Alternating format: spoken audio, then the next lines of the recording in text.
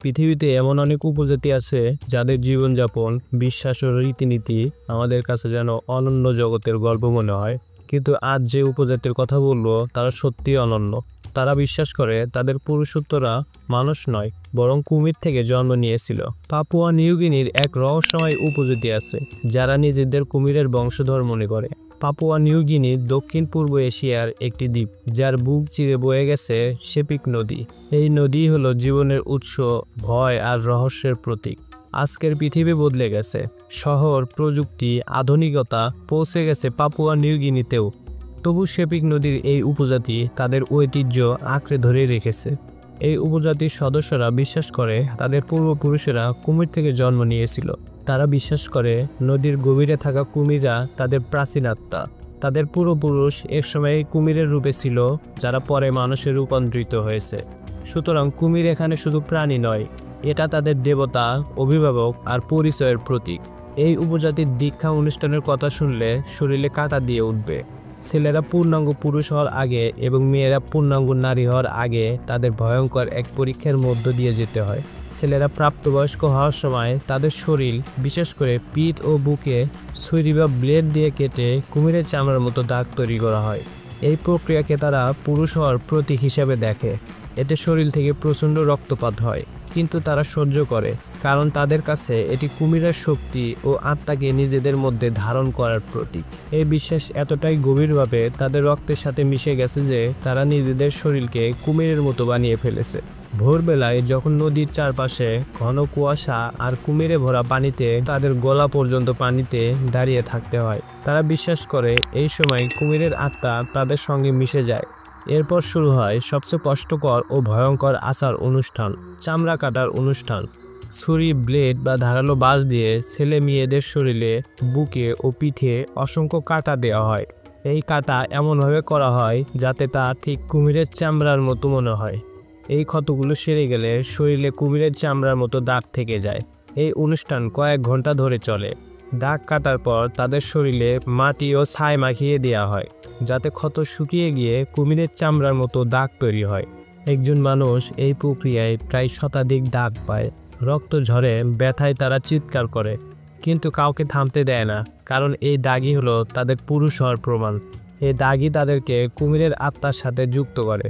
তারা বিশ্বাস করে যখন তাদের শরীরে রক্ত ঝরে তখন পুরনো দুর্বল আত্মা বেরিয়ে যায় আর কুমিরের আত্মা শরীরে প্রবেশ করে। এই পুরো প্রক্রিয়ার মধ্যে সঙ্গীত, ঢাক, ঢোল, বাঁশি আর গান চলে, যা তাদের মতে আত্মাকে জাগিয়ে তোলে। তাদের বিশ্বাস এই ক্ষতগুলোই প্রমাণ করে যে তারা কুমিরের বংশধর এবং তখন তারা সত্যিকারের পুরুষ এবং নারী হয়ে উঠেছে। এই অনুষ্ঠানকে তারা শুধু কষ্ট হিসেবেই দেখে না, বরং এটি তাদের গর্বের বিষয়, কারণ যত বড় কষ্ট তত বেশি সাহস আর মর্যাদা। দীক্ষা অনুষ্ঠানের আগে ছেলেমেয়েরা 3 মাসের জন্য একেবারে আলাদা হয়ে যায়। তারা একটি পবিত্র ঘরে বন্দি থাকে, যাকে তারা বলে হাউস তাম্বান। এই ঘরে তারা নিজের শরীর স্পর্শ করতে পারে না, নিজের হাতে খেতেও পারে না। অন্য কেউ তাদের খাবার গাছের পাতা বা কাঠি দিয়ে খাওয়ায়। এই 3 মাসে তারা শেখে তাদের সমাজ, তাদের বিশ্বাস, তাদের পূর্বপুরুষদের গল্প এবং কুমিরের আত্মার শিক্ষা। মেয়েদের জন্য আলাদা পবিত্র ঘর আছে, যেখানে পুরুষের প্রবেশ একেবারেই নিষেধ। ছেলেদের জন্য আলাদা ঘর, যেখানে তাদের মধ্যে সম্পর্ক, নিয়ম, শৃঙ্খলা ও দায়িত্ব শেখানো হয়। এই উপজাতির সংস্কৃতি এতটাই কঠোর যে কেউ চাইলে নিজের জীবন সঙ্গীও নিজের মতো করে বেছে নিতে পারে না। তাদের বাবা মা বা বয়স্করাই ঠিক করে দেয় কে কাকে বিয়ে করবে। আচার অনুষ্ঠানের দিন সকালে তরুণীরা প্রথমে বাইরে বেরিয়ে আসে, তারপর তারা ফল খায়, ঠান্ডা পানিতে গোসল করে এবং শরীরে নারকেল পানি ছিটিয়ে নিজেদের পবিত্র করে। এরপর শুরু হয় সেই ভয়ঙ্কর আচার অনুষ্ঠান, চামড়া কাটা। প্রতিটা কাটার সঙ্গে সঙ্গে তারা বিশ্বাস করে কুমিরের আত্মা তাদের মধ্যে প্রবেশ করছে। মাসের পর মাস কঠোর নিয়ম মেনে এই প্রক্রিয়া চলে। যখন ক্ষত শুকিয়ে যায় তখন মেয়েরা বাইরে বেরিয়ে আসে। তখন তারা পূর্ণাঙ্গ নারী। তাদের বিয়ে করার অনুমতি দেওয়া হয় এবং সমাজে তাদের মর্যাদা বেড়ে যায়। পুরুষদের ক্ষেত্রেও প্রায় একই রীতি। তাদের ঘরগুলো সাধারণ খড়ের ছাউনি দিয়ে তৈরি।